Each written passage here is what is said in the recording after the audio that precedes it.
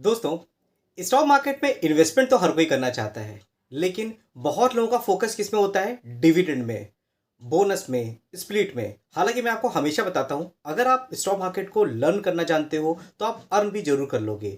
अच्छी कंपनियां जो आपको अच्छे रिटर्न बना के दे सकती हैं, अगर उनमें आपको डिविडेंड मिलता है, बोनस मिलता है, तो कहीं ना कहीं हमारे पास एक्स्ट्रा बेनिफिट मिल जाते हैं। मतलब हमारे पास अच्छी थाली होती है खाने की, तो उसमें अगर हम स्वीट एक रसगुल्ले की बात करें, वो हमारा कॉम्प्लीमेंट्री बेनिफिट होता है। तो इसी तरह से डिविडेंड का काम होता है। लेकिन दो ऐसी कंपनियां हैं जो रेलवे सेक्टर से बिलोंग करती हैं और जिसमें आप देखोगे कि 1100 करोड़ का डिविडेंड हमें देखने को मिल रहा है।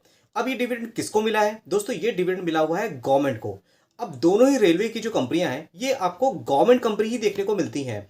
पहली कंपनी दोस्तों है आईआरएफसी और दूसरी कंपनी है आईआरसीटीसी। अब ये इंफॉर्मेशन मुझे कहां से मिलती हुई दिख रही है? ये इंफॉर्मेशन दोस्तों मुझे दीपम की तरफ से मिलती हुई दिख रही है। दीपम कौन है? बहुत लोग नहीं पता होगा। तो दोस्तों, डिपार्टमेंट ऑफ डिस इन्वेस्टमेंट, इनकी तरफ से हमें एक्स में ये चीजें डिटेल आती हुई दिखी है। अब आईआरएफसी में अगर आप देखोगे तो इसमें गवर्नमेंट का स्टेक कितना है? अगर हम प्रमोटर होल्डिंग में जाते हैं तो प्रमोटर में गवर्नमेंट के पास लगभग 86.36% की होल्डिंग है। और आईआरएफसी ने जो यहाँ पे डिविडेंड अनाउंस किया हुआ है, उसके अकॉर्डिंग गवर्नमेंट के पास लगभग 903 करोड़ का यहाँ पे डिविडेंड जाता हुआ दिखा है। अब अगर हम आईआरएफसी में जाते हैं यहाँ पर, तो इसने लास्ट टाइम पे कितना डिविडेंड अनाउंस किया था? 0.8 रुपीज पर शेयर का डिविडेंड अनाउंस किया था। अब गवर्नमेंट के पास अगर 86% के शेयर हैं, तो मतलब क्वांटिटी देखेंगे तो बहुत ज़्यादा क्वांटिटी है। साथ ही साथ गवर्नमेंट को इस कंपनी ने अच्छे रिटर्न भी बना के दिए हुए हैं। तो दोनों ही बेनिफिट है, रिटर्न भी बन रहे हैं और साथ ही साथ डिविडेंड का बेनिफिट भी मिलता हुआ दिख रहा है। और उसके साथ में अगर हम बात करते हैं दोस्तों आईआरसीटीसी की, तो आईआरसीटीसी की तरफ से लगभग 200 करोड़ का डिविडेंड गवर्नमेंट को मिलता हुआ दिख रहा है। और ये जो डिविडेंड हमें यहाँ देखने को मिला है, पर शेयर के हिसाब से देखेंगे तो 4 रुपए पर शेयर का यहाँ पे डिविडेंड था। जिसमें गवर्नमेंट की अगर हम होल्डिंग देखते हैं यहाँ पे, तो 62.4% की होल्डिंग है आईआरसीटीसी में। और 62.4% की होल्डिंग मतलब बहुत शेयर होते हैं, नंबर ऑफ क्वांटिटी ज़्यादा होती है। तो उसी हिसाब से यहाँ पे 200 करोड़ का यहाँ पे डिविडेंड जाता हुआ दिख रहा है। तो 900 करोड़ प्लस 200 करोड़ हो गया 1100 करोड़।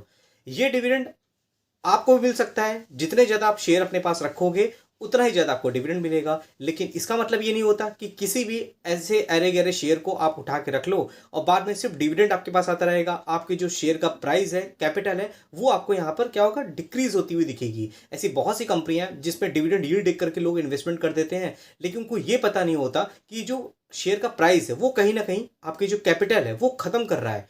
डिविडेंड आपको बड़ी अमाउंट में मिल रहा है, तो ऐसी कंपनियों में आपको देखना चाहिए।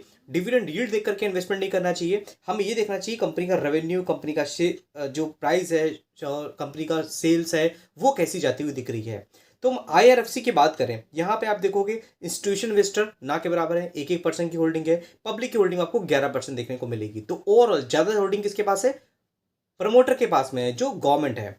आईआरएफसी में दोस्तों अगर आप बैलेंस शीट भी देखोगे, आपको फर्स्ट क्लास देखने मिलेगी। बोरिंग मतलब होती तो है, लेकिन गवर्नमेंट की कंपनी है तो बोरिंग को लेकर कितना ज़्यादा टेंशन होती नहीं है। सेल्स ग्रोथ देखोगे तो 5,000 करोड़ से सेल्स बढ़ के कितना लगभग 26,000 करोड़ तो जाती हुई दिख रही है। नेट प्रॉफिट की बात करेंगे तो 6,000 करोड़ से 6,500 करोड़ देखने को मिल रहा है। तो सब कुछ बढ़िया है। और उसके अलावा हम देखेंगे यहाँ पर, तो कंपनी का जो पी है वो लगभग 30 के पी में कंपनी देखने को मिलती है। फेस वैल्यू भी इसका 10 देखने को मिल रहा है। तो किसी तरह का स्प्लिट अभी अनाउंसमेंट नहीं हुआ है। आने वाले टाइम पे हम ये एक्सपेक्ट कर सकते हैं कि स्प्लिट कंपनी दे सकती है, लेकिन ये सब मैनेजमेंट के हाथ में होता है, हमारे हाथ में नहीं होता है। तो आपने अगर आईआरएफसी में इन्वेस्टमेंट करके रखा हुआ है तो जरूर अभी आप थोड़ा पेन में होंगे, क्योंकि स्टॉक में कुछ रिटर्न बन नहीं रहे। टॉप से हमें अच्छे खासे करेक्शन में कंपनी देखने को मिल रही है, लगभग 26% तक।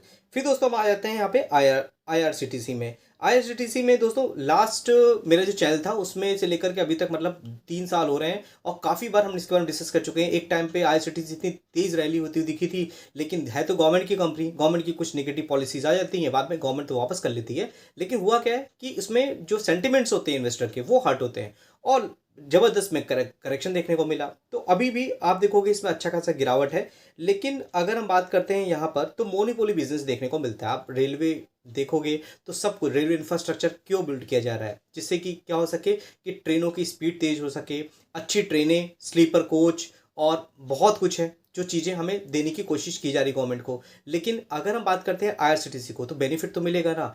जो भी यहाँ पैसेंजर जाएगा वहाँ पर, उसमें क्या होगा, अगर हम रेल नीर की बात करते हैं, पैकेजेस की बात करते हैं, तो ये सब बेनिफिट आपको आईआरसीटीसी तरफ से मिलते हुए दिखते हैं।